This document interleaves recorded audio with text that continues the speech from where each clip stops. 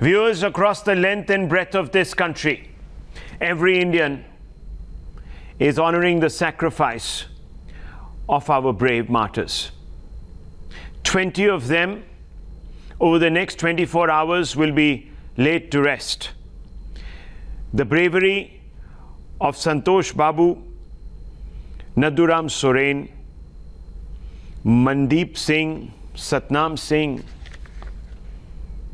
the bravery of Ganesh Hansda, Bipul Roy, Deepak Kumar, Rajesh Orang, Kumar Ojha, Ganesh Ram, Chandrakant Pradhan, Satnam Singh, Ankush, Gurbinder, Gurtej Singh, Chandan Kumar, Kundan Kumar, viewers, will be etched in the stones of the Galwan Valley. Jai Kishore Singh, Aman Kumar haven't laid their lives down in vain, viewers. India is rising up seeking action against the cowardly actions of China. Much like the lady on the right of your screens who has been standing vigil in Leh for the last 12 hours, viewers, yes, 12 hours, rotating her prayer wheel and carrying with her a sash, which in the Buddhist faith is given in gratitude to those who have lived on this earth. She has been standing as a token symbol of India's grief. Viewers, it's a sad day when a country has to cremate, bury, and conduct the final rites of its bravest. But it's even a sadder day when there are individuals who continue to doubt the selfless stand, the sacrifice taken by some of these martyrs, and most importantly, the political establishment that is coming to grips with the dimension and the graveness of the treachery exhibited by a Neanderthalic army, the PLA, viewers. A Neanderthalic primitive army that resorted to pelting stones and using clubs in complete violation of the Geneva Conventions. The nation, viewers, will never forget and never forgive China. Yes, it's true that our men fought back and drew blood. It is true, viewers, that more than 50 Chinese soldiers have suffered obvious damage. More than 25 are thought to be dead. The others are critically injured, wounded. That's what we are being told. But no one, viewers, amongst any one of us will ever take that as consolation. Because what the Chinese have done, viewers, is to shatter the illusion of peace. And if you can't trust, you can never really engage.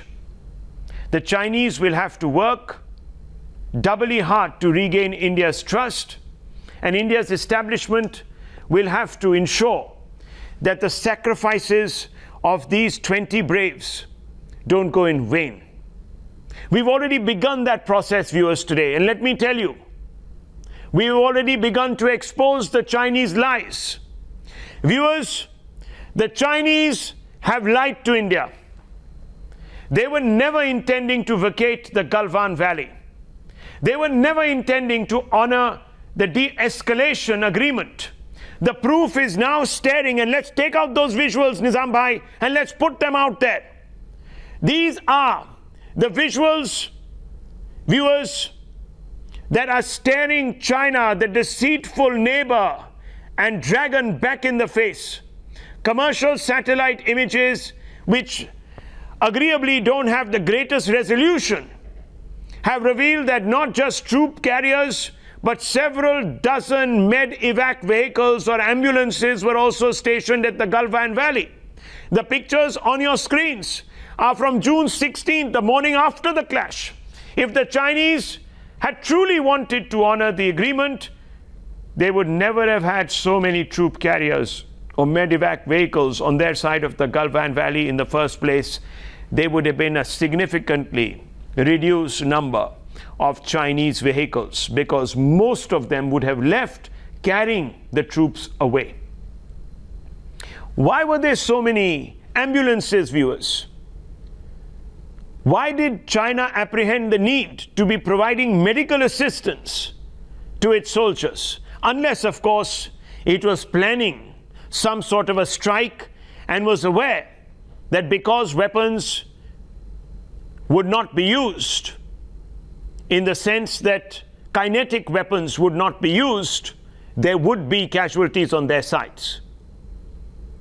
Now here's the evidence analyzed and broken down for you, viewers. This is a Times Now exclusive. What you're seeing on your screens are pictures, a long train virtually, of multiple ambulance-like vehicles and troop carriers. Look at them positioned all across the entrance to the Galwan Valley. Viewers, this is still the Chinese side of the LAC.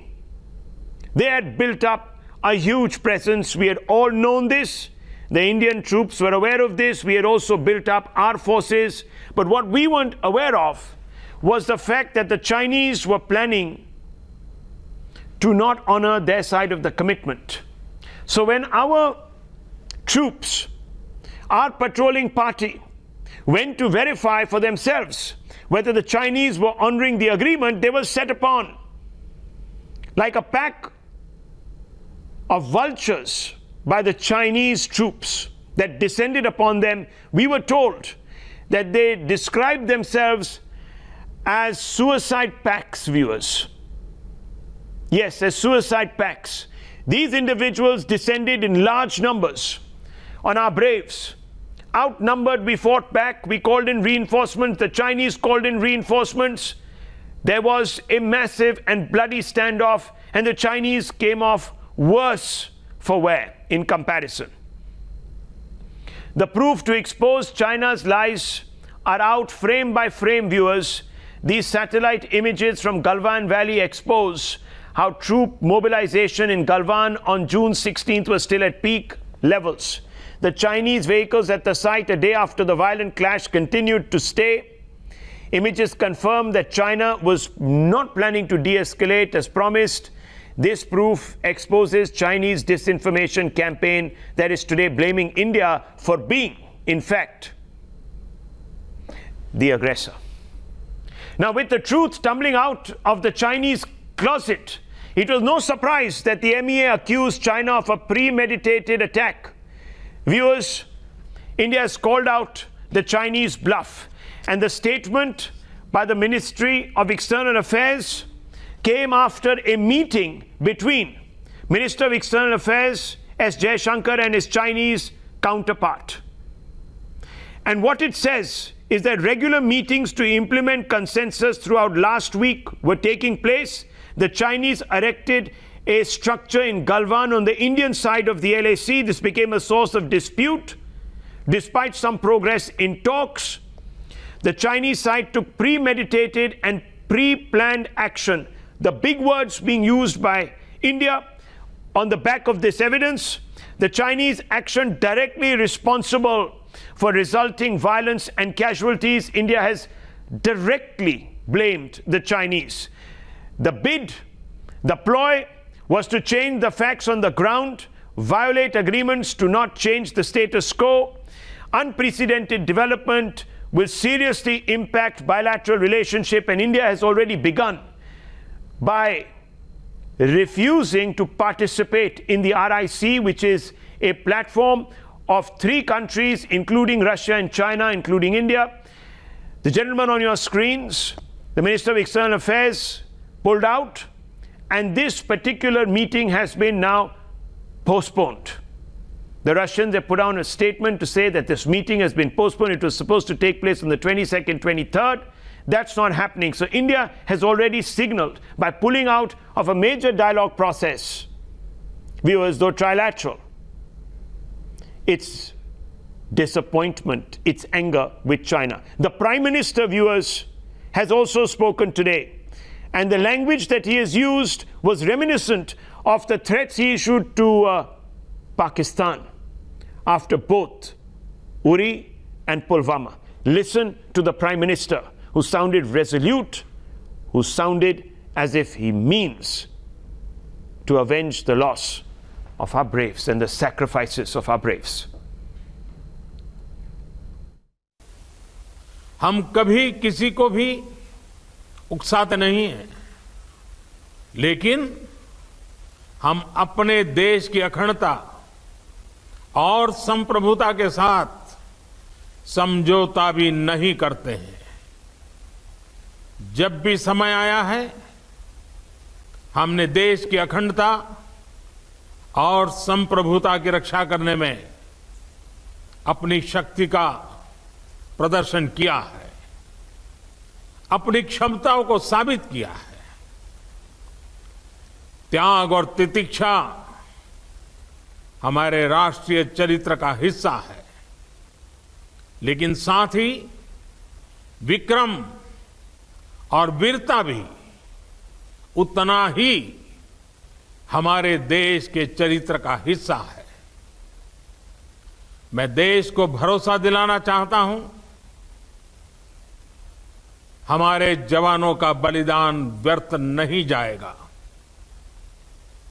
हमारे लिए भारत की अखंडता और संप्रभुता सर्वोच्च है, और इसकी रक्षा करने से हमें कोई भी रोक नहीं सकता।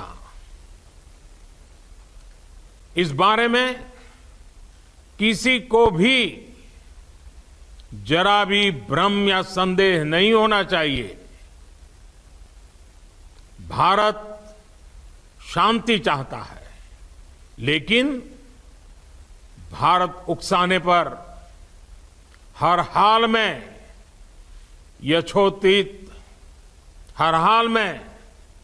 यथोचित जवाब देने में सक्षम है। और हमारे दिवंगत शहीद वीर जवानों के विषय में देश को इस बात का गर्व होगा कि वे मारते मारते मरे हैं। Strong sentiments acknowledging the bravery of our forces. And remember, viewers, our forces were given the freedom by this establishment to act in not just their self-defense, but also to safeguard the territorial sovereignty of our nation. This is also unprecedented. I want to just go straight across to Internal Security Editor Nikunj Garg, as well as Senior Editor Madhav Das Gopalakrishnan. Nikunj, the Indians are not backing off. We are not backing off. We have decided to match China measure for measure. India is ramping up its forces along the LAC, at least in 4 sectors: Bumla, Natula, Harsil and Demchok. Now, what is expected? Well, Rahul, alongside that, aerial surveys have been conducted from the side of other agencies. I do not wish to name them at this point in time. The army, of course, is bolstering its presence to ensure that if at all there are any gaps that exist in the fortifications, they are supplemented with, and ensure that no further breach of its position, which India believes and are rightfully Indian from time immemorial, takes place. So therefore, my own sense is that the Chinese will get the message after these fortifications and the way the Prime Minister has spoken, and more critically, the way India has withdrawn from that all-critical meeting. The Foreign External Affairs Minister has withdrawn from that meeting. a more resolute posturing from the government of India and the political establishment side would come post-Friday, once the entire political class of this country would rally behind the Prime Minister as is expected, in one voice, in unison, and that should send a message across loud and clear to China that the entire Indian public opinion is galvanized at this stage, and any further misadventure would probably cost China much more dearly than what it already has in Galwan 24 hours back, Rahul. Well, Madhav, one of the important things that the Prime Minister requires is political consensus at home. He's called for a meeting in about 48 hours at 5 p.m. on Friday to take the opposition on board, because if he's going to explore a series of options, he needs to have the opposition support, does he not? Well, absolutely, Rahul, and I think I think the Prime Minister will get that support. We have seen noises coming in from the opposition that have been in support of the army, that have been in support of the government. Of course, they have demanded that the Prime Minister speak up, and now he has done just that. So, in a situation like this, we must remember that we have seen protests even take place at the Chinese embassy from members of opposition parties. The fact is that I think there is a broad sense from Mamata Banerjee to Rahul Gandhi, the kind of statements that we've seen coming out today. There is broadly a sense that they will have to stand by the government at this time of crisis, at a time when 20 of our Jawans, as the Prime Minister himself said it, went down fighting against the Chinese, despite the extremely treacherous acts that the PLA has sort of engaged in. First, promising something at the negotiating table with the top military commanders, doing exactly the opposite, and then trying to use points of vantage to attack our forces, but our forces also giving a befitting reply. So I think that consensus that the government wants to achieve is pretty much around the corner. Well, I can tell you one thing, Madhav, that the hard talk by the Prime Minister has shaken up the Chinese. Chinese netizens are now begging their government to ease off, to back off. They say that we must have restraint. They believe, and they have obviously got wind of this, that the Chinese came off worse for wear after this encounter, and they've realized that India is not to be trifled with. So we're getting this news, viewers, and let me just quote out of big inputs that are coming in. China fears loss of trade, it's fearing loss of more lives, it doesn't want to see coffins returning home, and 740 million views have been generated on Sina Weibo, which is a Twitter-like version of the Chinese social media platform, Twitter, which is the Chinese variant of it. 740 million views. The Chinese are shaken, and they're telling their government this time they've gone too far. Back off. India is a peace-loving nation. Don't trifle with it. It means what it says. And the Prime Minister in the past, when he's walked the talk, especially against Pakistan, he has delivered. Viewers, listen to this. When the Prime Minister spoke after Uri and Pulwama. Listen to this, viewers. आतंकवादी कान खोल के सुन ले,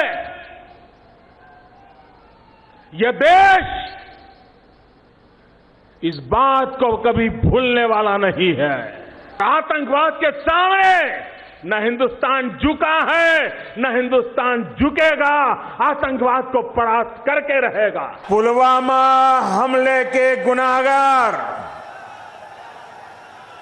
पुलवामा हमले के साजिशकर्ताओं को उनके किए की सजा जरूर मिलेगी। आतंकी संगठनों और उनके आकाओं ने जो हैवानियत दिखाई है, उसका पूरा हिसाब किया जाएगा। Let me bring in Sushant Sareen and General G.D. Bakshi. Sushant Sareen, I want to come out to you first. The Prime Minister, mincing no words, he laid the cards out on the table. He called China's bluff. What do you make of his statement? Does it carry the weight that one would expect? Rahul, if the past record is anything to go by, then I think you cannot ignore what the Prime Minister has said. I think on the past two occasions which you have just laid out before your audience, I think that makes it very clear that these are not going to be empty posts. What they do, how they do, when they do, I think that's a matter that the government will decide at the highest levels. I don't think we are even going to get to know about it. And if you remember, both on the surgical strikes as well as the Balakot airstrikes. Not a peep came out from any quarter in the government, which is normally notoriously, loose-lipped.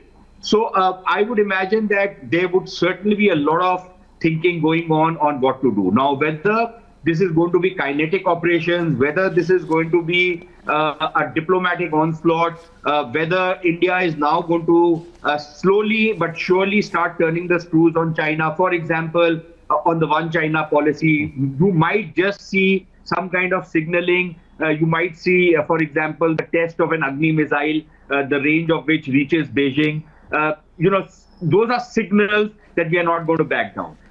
You might see certain other things. And you might see, India basically junk the SOPs and the border mechanisms, which means that, there could be certain skirmishes happening along the LAC as we go forward. This is pure speculation, but I think everything is now up in the air because the Chinese have themselves disturbed peace and tranquility along the borders, and now they can't complain about what's happened. But I think from the two statements which have been issued, both from the Chinese side as well as the Indian side, something comes out very clearly, which is that there is complete variance in the two accounts of what exactly transpired. Yes. But if you look at the ending portions of both the statements, it seems that both sides want to, in a sense, put this current crisis behind them, not in terms of restoring relations as normal, certainly not. I don't think that's on the cards. But I think they want to diffuse the immediate crisis. But I think the larger crisis which has now emerged in Indo-China relations, I think that's not going anywhere. That's not going anywhere. To my mind, the real issue now. That's the real issue now. Nalin Kohli, this is what the opposition has to say. Keep macho posturing aside and share the facts. Asaduddin Owaisi has said this. Priyanka Gandhi says sovereignty threatened, PM stand up to China. Rahul Gandhi says, where is the Prime Minister hiding? Sanjay Raut says PM must tell what went wrong at the LAC. Outrage against nation, PM must speak the truth, says Sonia Gandhi.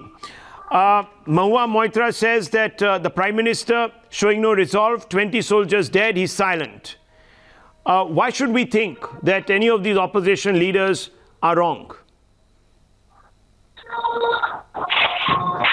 Rahul, I love you, your team, for paying homage and respecting by telling the audience each and every of our martyrs' names, and equally important, showing those poignant visuals of a lady standing in solidarity with her prayer wheel, while the government and we all are naturally involved with the material of what has happened. The subtle message of that image is equally important, and through your channel you've shown it. We thank you for that. We thank the lady through your channel too. Now to answer your question. In terms of the opposition, yes, we are a democracy in which everyone has a voice. The opposition may come up with statements. We may not respect some of them. We may not agree with others. But we respect we are a democracy where they have the right to say what they wish. As far as the government is concerned, Prime Minister Modi has already clearly, unequivocally said what needs to be said. We are a peace-loving nation, but we are not a weak nation. We are here to protect our sovereignty, our integrity, and whatever needs to be done to, if I may use a milder word, to ensure that the lives of our martyrs does not go in vain, will be done. There is no doubt about it. Whatever are those tools, whether they are economic, whether they are diplomatic, whether they are security related, whether they are military related, whatever those tools may be, those options, we must trust our government, our armed forces, their valor, their capability, and we should wait for what has to be done. Additionally, with regard to the opposition parties, I will hope that in this hour, when the nation must be united, they display that resolution and do not send any conflicting messages like we've seen earlier, where statements by leaders of Rahul Gandhi have been used even by Imran Khan to embarrass India and build an international narrative against us.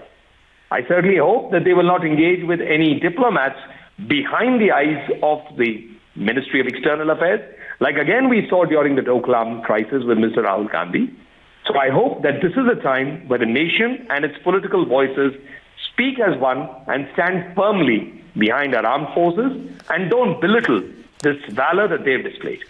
Politics belittles, according to the BJP, the valor of our armed forces. Ashutosh, do you believe that this is the time when the opposition should be asking questions, doubting the resolve of the Prime Minister? Yes, they can ask him for details, surely. They can ask him to come clean or clear on what transpired. No problems with that. But to suggest that he is a macho man who's posturing will only suggest to the Chinese, wouldn't it, that India doesn't have the political resolve to carry out any retributive action. Ashutosh.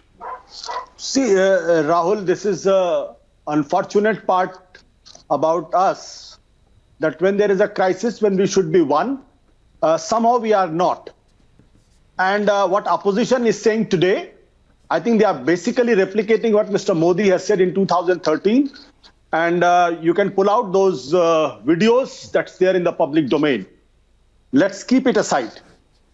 My point, I have only 3 points to say. One, whatever diplomacy we have to do, whatever the economic things we have to do, there should be 3 answers. Answer number 1, how come Chinese walked into our territory and captured our territory? Who allowed them to be there on the Galwan Valley? Point number 1. Point number 2, the martyrdom of these 20 Jawans of ours should not go in vain, and we should know as a citizen what action is going to happen.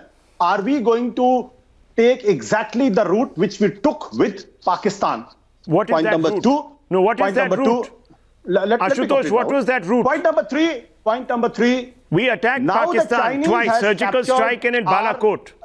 Chinese has captured our territory. When we are going to get back our territory? Okay, when are we going to get back our territory? 3 questions. Ashutosh said the leadership can't be trusted virtually with safeguarding India's... I'm interested in when we are getting back our Galwan Valley, when we are getting back our troops to patrol till Finger 8. Right. And let me bring in Dr. Anand Ranganathan, General G.D. Bakshi, as well as Sanjay Kapoor. Dr. Anand Ranganathan, you've heard Ashutosh's opening comments. In short, what he's suggesting is that the leadership can't be trusted with safeguarding India's territorial integrity, given the fact that in the past it hasn't really acted to preserve the territorial integrity, given the fact that the Chinese walked in undetected. Yeah, good evening, Rahul. No, of course I disagree, but I have to say this. What do I expend my words on today?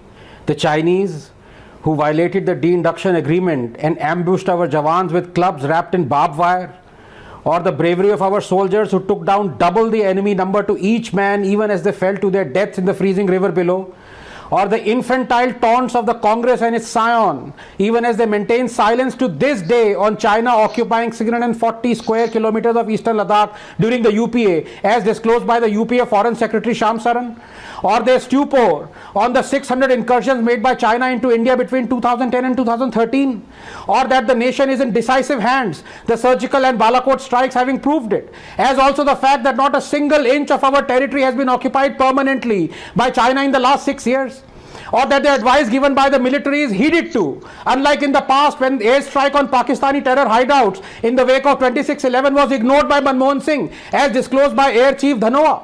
No, none of this, Rahul. My words and my arguments are benign today because I carry a burden. The realization that 20 men died protected me. I did not know them, and still they gave up their life for me. Yet there are those who say it was their job, that they were paid for it. Well, you tell me another job where you'd be willing to die for someone you don't know, have never met. Can any man work for posthumous recognition? Is that a reward that can entice you towards a job? Yet there are those who question the logic of defending rocks where no one lives, nothing grows. As Nehru said after losing Aksai Chin, not a single blade of grass grows there. To which the Congress' own Mahavir Tyagi replied, pointing to his bald head, nothing grows here as well. Should it be given away too? away from strategic importance, away from the possible riches an unlivable piece of rock may hold, to defend it, Rahul, is emotional, almost visceral. These men who died defending our claims of it understood this. They did it for no other reason than their love for India. And remember this, those who love India never need to be forced to love her. And those who don't, no amount of force will make them love her. No amount. Okay, Sanjay Kapoor and General G.D. Bakshi. General G.D. Bakshi, I'm waiting to bring you in because I want the army man's word a little later on. I want you to talk from your heart tonight. But before that, let me quickly go across to Sanjay Kapoor, the editor of Hard News. Do you believe that the opposition's pessimism is at odds with the Prime Minister's own track record? You've seen what happened after Uri and after Pulwama. Mr. Kapoor. I don't know whether I should, put the entire, unpackage the issue like this. The fact of the matter is that in a democracy, as has been brought out by Ashutosh and others, and even my friend Alan Kohli, the opposition has a right to ask questions. And if the question is misconstrued repeatedly and is seen as an act of dissent or as an act of an anti-national act, then the entire debate goes for a toss. I personally feel that everybody at the moment in the country is deeply worried about the Chinese incident, and they are worried about how it is allowed to escalate to this point. Fundamentally, the government of India has been engaged with China for quite a while, especially Mr. Modi. He's interacted with Mr. Xi Jinping about 18 times. I don't think a president or Prime Minister of India has had a better relationship with the Chinese than Mr. Modi. So one keeps asking this question, how did this whole damn thing happen? And why is it suddenly one point where we have lost 20 of our very precious soldiers for absolutely what reason? I don't understand. In a matter of a few hours, about 150 to 100 odd people have been compromised. So, these are questions that bother us. They burden us. I mean, if this nation is backing the Prime Minister, but the question is, what are we going to see? What kind of retaliation? The fact is that PM has set a standard of certain strike. He has given a black eye to the Pakistanis on many occasions. So the people want to know whether we are going to have something similar, or Chinese being a superpower of sort, a 13 trillion superpower, will they be treated? So these are burning questions, and I don't think you should try to say asking the wrong thing. No, I have not said that. All I've said is that while you can ask the questions about action and about what the status is, why are we today not willing to trust the leadership? That's all. Because if the Chinese sense that there is lack of trust, General Bakshi, then of course they will know that the nation is not united. And that's what the Chinese want, don't they? I mean, they have a very powerful disinformation, misinformation machinery that can go and strike at that weakest link, which is political consensus in this country. General Bakshi.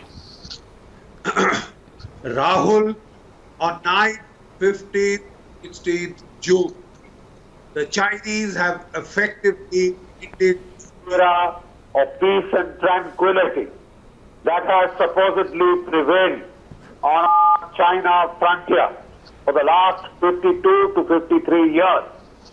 Right? The last kinetic clash on this border was in 1967, barring a stray ambush in 1975.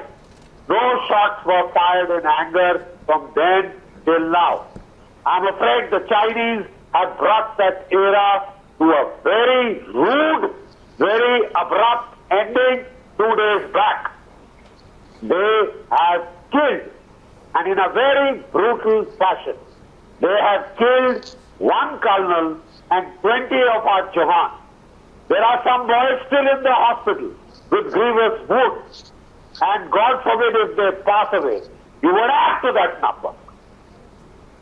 Now, Rahul, this is not something that can just be allowed to pass.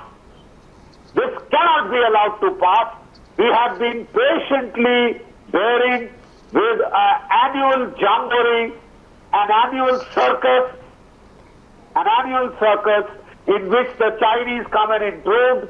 There is pushing, jostling, there are these fisticuffs and couples. But this year, they have been done to a plan. Not at one place, but four. They have also entailed mobilization of the Chinese army in brigade strength. They're coming in brigade strength at two major points. And then there have been these orchestrated, clashes where no fire has been exchanged, but they are kinetic to the extent that they have resulted in death. So don't put a very fine point that nobody is open fire, so everything is hunky-dory. We can kiss and make up. We bloody well can't. Because you are answerable to the families of those men. Each one of us as Indians is answerable to the families of those men who are today in mourning, and tomorrow the fires will be lit, 20 of them. It's not a small number. It's not a small number. Therefore, there has to be a response. I am quite convinced that if you want peace, you have to be prepared for war.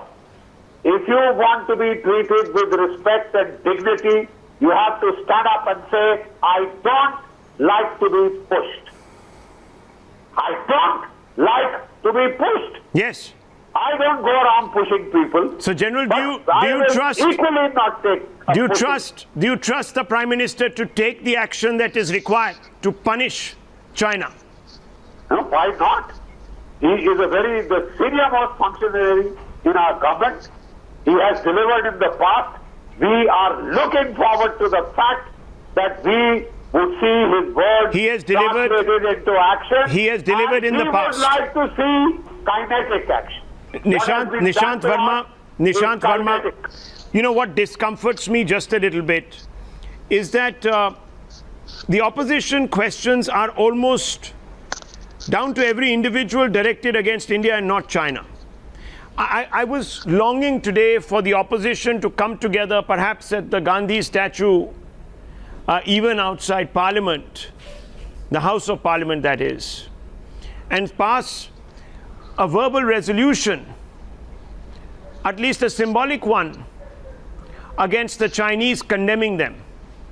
I would have hoped that delegations of the Congress, of the left, of the other national parties would have marched on to the Chinese embassy here in the national capital, just to express solidarity with the government of the day. I'm not asking for much more.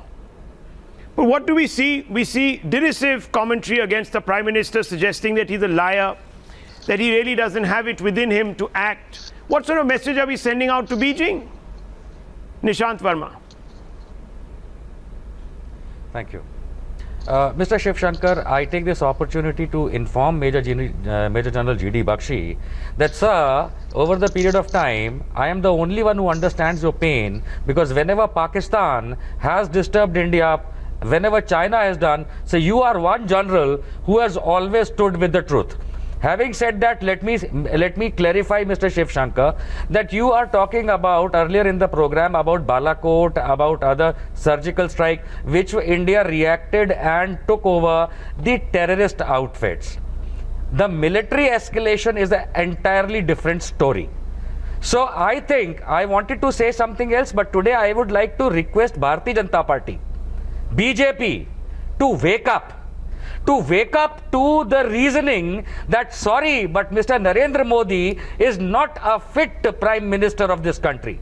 You may have better people who can actually, with your numbers clear majority, can actually serve this country in a much better way. And Mr. Shivshankar, I tell you why. I will not quote what Mr. Modi asked the Prime Minister in 2009, where, Mr. Prime Minister, are you not weak? If indeed you are strong government, the country needs proof that. Forget it. What we need to understand today from Bharatiya Janata Party is that a person as Prime Minister of my country meets Jinping 5 times, 18 meetings between India and China, and we see this in Galwan. No, sir, that is not a visionary Narendra Modi. You may have better leaders, you have the numbers. You are clear majority Bharatiya Janata Party. Wake up. We Okay. need to move this man out So you're and get a saying- better person in the helm. No, I am sorry. He's You not want the Prime fit Minister person to be removed? Prime Minister.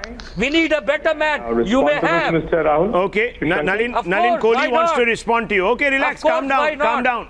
Calm down, sir, calm down. Let him respond, let him respond. We've had a constructive debate.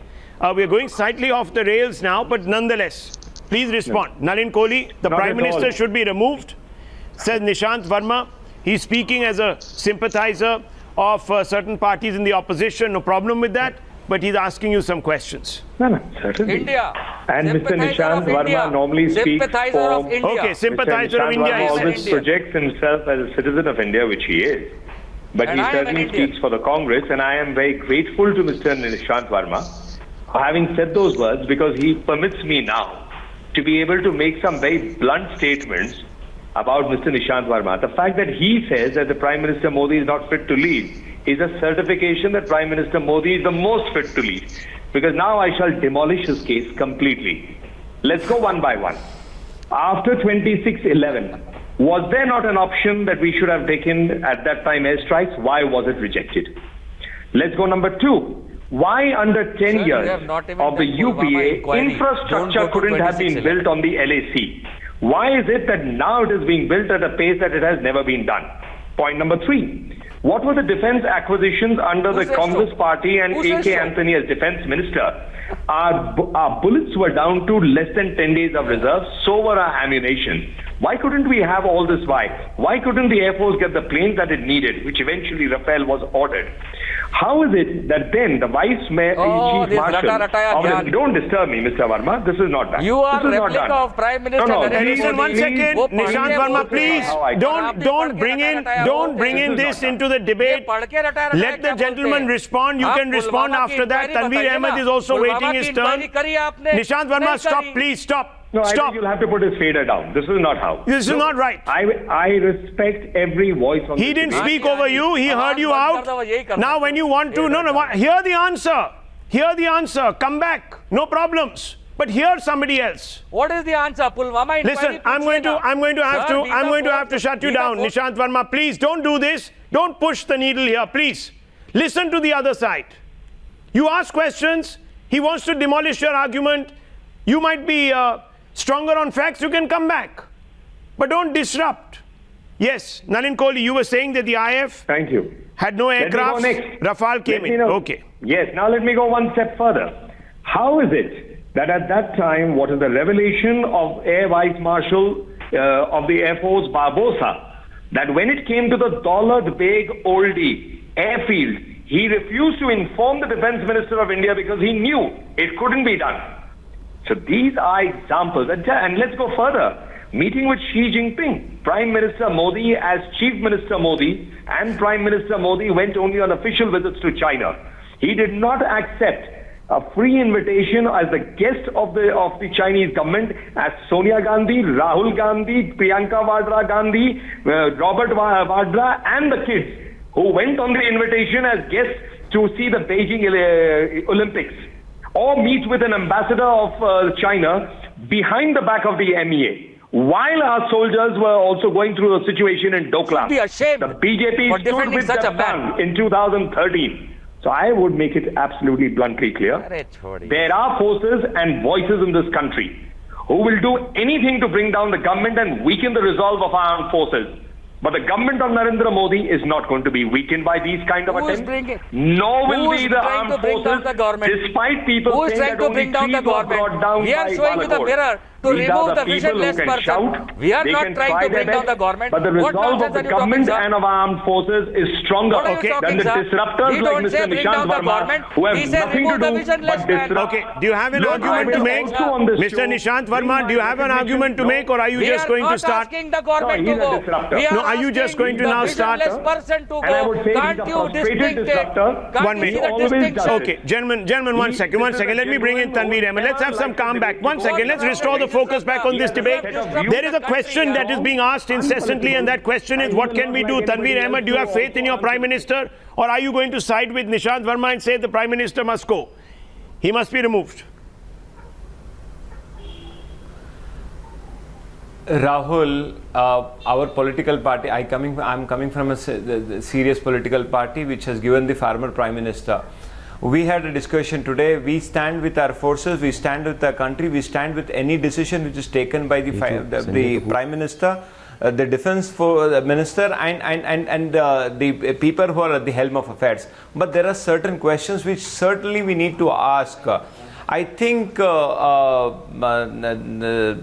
I think there are certain questions. Firstly, if at all, if somebody is asking you a question, how did Chinese entered? We are not anti-nationals. If at all we are asking what is the retaliation going to be, we are definitely not anti-nationals. And second, the last and very important, this 20 soldiers, brave hearts who fought for this country, how did they die? And why did our defense minister take 36 hours to even condole their death? So we are not anti-national. Rahul Gandhi is not anti-national. I think my good friend from BJP need to really understand, opposition is not anti-national. You are the one who's creating a divide. We have full faith with the Prime Minister. We have full faith that you are going to take an absolutely a good action. Okay, one second. Dr. When you call and do name callings, and General it Bakshi really and Ashutosh, yes, it really hurts the opposition, sir. Okay, one second.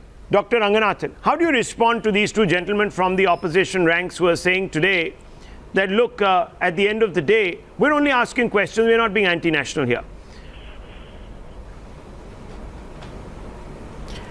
Yes, a couple of points here. Number one, of course, I mean, it goes without saying, and it would be delving into the territory of rhetoric if I say that everyone in a free country has a right to ask any question you want. But have you seen the kind of language that Rahul Gandhi has been using? And have you compared it to the kind of language that other leaders, opposition leaders have used, like, for example, Ms. Mayawati? I mean, Rahul Gandhi is taunting, it's infantile. You know, he is the one who has been silent on the fact that during the UPA, according to the Foreign Secretary Sham Saran, UPA Foreign Secretary Sham Saran, China occupied 640 square kilometers of eastern Ladakh. Has he said one word on it? Has he said one word on the fact that on the floor of the parliament it was disclosed that between 2010 and 2013, the Chinese entered India 600 times? Has he said anything on this? And he's talking it, daro mat. These are taunts, infantile taunts. And can I please, it's been a relatively wonderful discussion without any interruption, so I have 2 points to make. Did Chinese Number one, any Indian then? Hey, listen, hang on. Is Just it, a minute. now, one second. If the Indians were not going to stand their ground according to what we've been hearing, since they were asked to really back down from time to time, the troops... No, 1 minute. The troops have fought, sir. There have been fisticuffs. Haven't you seen the pictures? And they've had to do it because the leadership at that time was very, very... No, 1 minute. Listen to me now. Tanveer Ahmed, listen, we've had enough of this. 1 minute. Don't run down your troops. Don't run down your troops just because your political leadership didn't have the guts to issue orders to say, stand your ground. It was left to the troops to do it. And they did it. Rahul, they did it. Rahul, now again you're shifting your... What do you mean I'm shifting the blame, shifting the goalpost? That's a fact. How have you lost? No, which territory did the... No, I'm asking you, which territory did Rahul Gandhi's Congress party win back when they were the UPA was in power? You tell me. Which square inch of land? Did we get Aksai Chin back? Did we get POK back? You didn't even claim POK. Victory, So let's which not go Indira there. Gandhi Oh, come on, what do you mean don't go there? There was a decisive fight. With You never went there. That's why it got claimed. I think we have united. General Bakshi, would you like to refresh the memory of these two individuals? Pakistan is united. I mean, you've been in the military, General Saab. Look, Rahul, as far apropos the issue of strong retaliation is concerned, on which people are now expressing doubt, I would just like to remind people that after 26/11 massacre, in which 165 innocent citizens were killed in cold blood, there was not a sausage of reaction, apart from sending kilotons of dossiers, which were derisively dismissed on the other side as fiction. This is exactly what is the problem. Fiction. What happened after Amarnath Yatra attack, sir? What happened after Amarnath Yatra attack? Did you attack Pakistan? What happened after Pathankot? Did you attack Pakistan? No, don't. What happened after Amarnath attack? Did you attack Pakistan? Senior gentleman. Nishant Verma, who crossed the LOC after Uri? Did you cross the LOC after 26/11? Did you attack Pakistan or the terrorist outfit? Person on our show. Rahul ji, You know, you have no respect for the men who serve. For 1 second, I'm going to shut him down. This is not right. Nishant Verma, this is not right. You can't be sitting here and taunting people day in and day out. You have to learn manners. This is not right. The Chinese media is keeping a very close eye. The Chinese Communist Party is keeping a very close eye on Indian television stations. And when they're going to hear individuals like you letting down the side, sorry sir, this is not the way. What are you trying to suggest? That we're incapable of responding, that our braves who fought the Chinese and gave them a bloody nose are not capable of it? How dare you, sir? That's not right. I can tell you there's a plethora of options that India is now going to be taking. And this is the inside track on this, viewers. And we put it together. We've been speaking to our sources in government, Dr. Anand Ranganathan, General Bakshi. Pay attention, because I'm going to come out to you as well as Ashutosh for final comments on this. On the political side, Prime Minister Modi has called for an all-party meeting to secure opposition backing for the steps ahead. Nizam Bhai, would you like to put out that graphic? That's it. There it is on your screens, viewers. Now, why is this being done? A message is being sent out to Beijing that the Prime Minister is making all the right moves to win the opposition on board so that he gets more room, more elbow room to explore a variety of options. Once he has the back of the opposition and he knows that they're not going to bury a couple of knives in his back, he can then go ahead and exercise the options without fear. That's a very important signal being sent out to China here. On the military side, viewers, massive surge in troop deployment along all sectors of the LAC except for Ladakh, in Bumla, Natula, Harsil, Demchok sectors. This is to increase more pressure points on China. We are opening up the LAC. If they think they can come into Ladakh, then we can do it in other sites, in other fronts. This is another option that is being considered. India set to dial down diplomatic engagements also with China. On the diplomatic side, viewers, EM's scheduled attendance at trilateral meet has been postponed. This is very, very important. Expect a massive diplomatic campaign to galvanize global opinion against China. We're already beginning to see it. The Americans are coming out and calling out the Chinese as liars. Also, expect a denunciation of Chinese human rights records in Xinjiang and Hong Kong. Remember, India now chairs a very vital position in the UNSC. India to strengthen its opposition to One China principle. We are already seeing how the Taiwan Taipei government is coming out and saying and mocking the Chinese with a front page piece, a beautiful caricature of Lord Ram slaying the dragon. On the economic side, India is mulling raising tariffs on Chinese imports to disincentivize Chinese goods to break the Chinese economy. India prepares to close doors to Chinese majors investing in India, and that could extend to Huawei, who is thinking of coming here and bidding for the 5G spectrum. Aggressive elevation of India's involvement also in regional security groupings like the Quad, so that China realizes that it's going to get isolated if it fools around too much. I want to bring in General G.D. Bakshi. General G.D. Bakshi, comprehensive plan being considered. Rahul, all that I would like to add is, I would be delighted if I hear from the government tomorrow that the restrictions on the right of self-defense of the Indian military personnel on the line of control have been removed, and that they would be authorized to use their firearms in protection against such unsavory attacks with clubs and stones going back to the Stone Age. Don't discount it, viewers. Don't discount it. Don't discount that. Don't discount that. Dr. Anand Ranganathan, even as we speak, I'll tell you how loaded against India this entire landscape is. General, pay attention, sir. Twitter, viewers, this is big breaking news. Twitter itself is censoring anti-China posts. Can you believe it? Can you believe it, viewers? Twitter is going out there and playing this underhand game Twitter stands with China. Retweets supporting India are being erased, says Lawrence Sellin, a retired US Army colonel. Twitter might be taking orders from China. This is the words of a retired US Army colonel who found that most of his tweets exposing China was suddenly taken off. Why? Why Twitter? What obligation do you have? These are questions that need to be asked, Dr. Anand Ranganathan, today of all of those. And we know that there is a bias on Twitter, isn't there?